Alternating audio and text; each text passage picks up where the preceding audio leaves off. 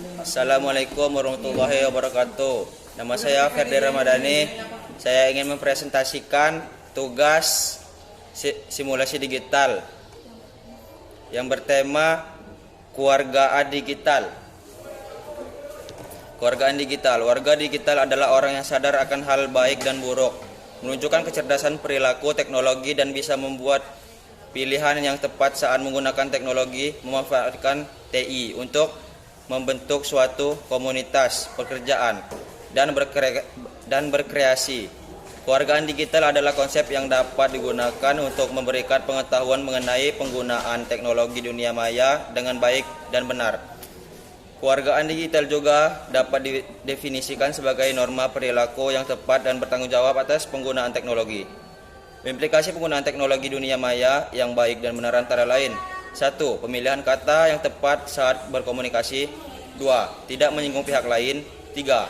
Tidak memberikan informasi rahasia. Ketika kita berinteraksi di dunia maya, misal mengirim email, searching, tugas yang diberikan guru, yang mengomentari status teman saat dapat dikatakan bahwa kita adalah seorang warga digital. 1. Komponen warga digital. Komponen warga digital dibagi menjadi 3 bagian dan dibagi lagi menjadi beberapa bagian. Tiap-tiap bagian dibagi menjadi 3 subbagian. A. Lingkungan belajar dan akademis. 1. Akademis akses digital. Setiap lapisan masyarakat seharusnya memiliki hak yang sama dalam mengakses fasilitas TIK. Namun, setiap pengguna TIK harus menyadari bahwa tidak setiap orang memiliki kesempatan yang sama dalam mengakses teknologi, baik itu dibatasi oleh infrastruktur maupun oleh lingkungan komunitas pengguna itu sendiri. Belajar menghargai hak setiap orang untuk memiliki akses ke teknologi informasi, serta berjuang untuk mencapai kesetaraan hak dan ketersediaan fasilitas untuk mengakses teknologi informasi merupakan dasar dari kewargaan digital. Komunikasi digital. Komunikasi merupakan kewajiban yang harus dilakukan setiap orang untuk dapat bertukar informasi dan ide. Komunikasi dapat dilakukan secara satu arah, dua arah, antar pribadi maupun komunikasi dalam forum. Perkembangan teknologi digital telah mengubah sikap seorang dalam berkomunikasi. Berbagi bentuk komunikasi digital telah tersedia seperti email, SMS, chatting, forum, dan sebagai bentuk lainnya. Memungkinkan setiap individu untuk terus dapat terhubung dengan individu lainnya. 3. Literasi digital. Dunia pendidikan telah mencoba untuk mengintegrasikan teknologi digital ke dalam proses belajar mengajar, sehingga kita mampu menggunakan teknologi digital untuk mencari dan bertukar informasi. Literasi digital merupakan proses belajar mengajar mengenai teknologi dan pemanfaatan teknologi. Pelajar dan mengajar diharapkan bisa belajar apa saja, kapan saja, dan di mana saja. Saat teknologi baru muncul, para pelajar dan mengajar diharapkan dapat beradaptasi secara cepat dan tidak terpaku pada satu jenis teknologi. B. Lingkungan sekolah dan tingkah laku. 1. Hak dan kewajiban digital. Sama halnya dengan perlindungan hak asasi di dunia nyata, para warga digital juga memiliki perlindungan hak di dunia digital. Setiap warga digital memiliki hak atas privasi, kebebasan berbicara, dan lain-lain. Dengan adanya hak tersebut, setiap warga digital juga memiliki beberapa kewajiban yang harus dipenuhi. Contoh nyatanya yaitu tidak melakukan pembajakan konten, tidak menyebarkan informasi palsu, dan tidak memancing emosi pengguna teknologi informasi lainnya.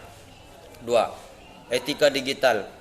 Seringkali pengguna teknologi digital tidak peduli dengan etika atau etiket penggunaan teknologi, tetapi langsung menggunakan produk tanpa mengetahui aturan serta tata krama penggunaannya. Etiket digital dibuat dengan tujuan untuk menjaga perasaan dan kenyamanan pengguna lainnya. Namun peraturan saja tidak cukup. Seringkali para pengguna tidak mengetahui aturan tersebut ataupun malas membaca peraturan.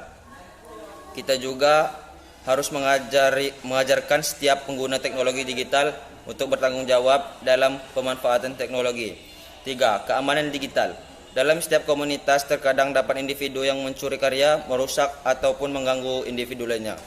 Meskipun tidak boleh berburuk sangka, kita tidak dapat dipercayai seseorang begitu saja karena hal tersebut akan berisiko terhadap keamanan kita. Hal ini berlaku juga dalam dunia digital, seperti membackup data dan menjaga data sensitif seperti username dan password dan lain-lain. Sebagai warga digital, kita harus berhati-hati dan menjaga informasi dari pihak yang tidak bertanggung jawab. C. Kehidupan siswa di luar lingkungan sekolah. 1. Hukum digital. Hukum digital mengatur etiket penggunaan teknologi dalam masyarakat. Contoh perbuatan yang melanggar hukum antara lain mencuri identitas orang lain, plagiarisme, menyebarkan virus atau meretas laman website.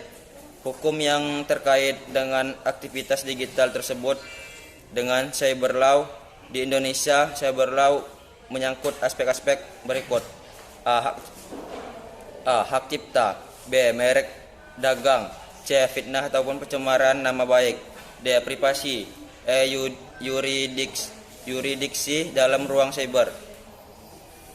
2. Transaksi digital. Berbagai situs jual beli dapat dengan mudah diakses seperti bukalapak.com, olx.co.id,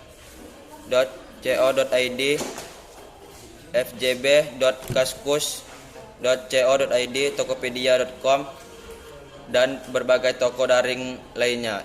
Transaksi juga dapat dilakukan dengan mudah secara elektronik, misalnya melakukan pembelian pulsa melalui automatic teller machine atau ATM, pembelian token listrik atau pengiriman uang melalui internet banking. 3. Kesehatan digital. Di balik manfaat teknologi terdapat beberapa ancaman kesehatan yang perlu diperhatikan, seperti kesehatan mata, telinga, tangan, bahkan keseluruhan badan. Tidak hanya kesehatan fisik, kesehatan mental dapat juga terancam jika pengguna tidak mengatur penggunaan teknologi digital. Untuk mencegahnya, penggunaan perlu menyadari bahwa yang dapat ditimbulkan oleh teknologi digital. 2. Think. Setelah memahami 9 komponen kewargaan digital di atas, Anda telah menyadari pentingnya kewargaan digital. Untuk menyederhanakan 9 komponen tersebut, Anda dapat menggunakan konsep think. Sebelum Anda berkomunikasi di dunia digital, baik itu email, post Facebook, Twitter, blog, forum, dan lain-lain, think merupakan akronim dari is it true atau benarkah. Benarkah unggahan Anda atau hanya isu yang tidak jelas sebenarnya sumbernya? Is it hurtful atau menyakitkankah? Apakah unggahan Anda menyakiti perasaan orang lain? Is it inspiring atau menginspirasi? Apakah unggahan Anda dapat menginspirasi orang lain untuk berbuat baik atau sebaliknya? Is it necessary atau pentingkah? Pentingkah unggahan Anda?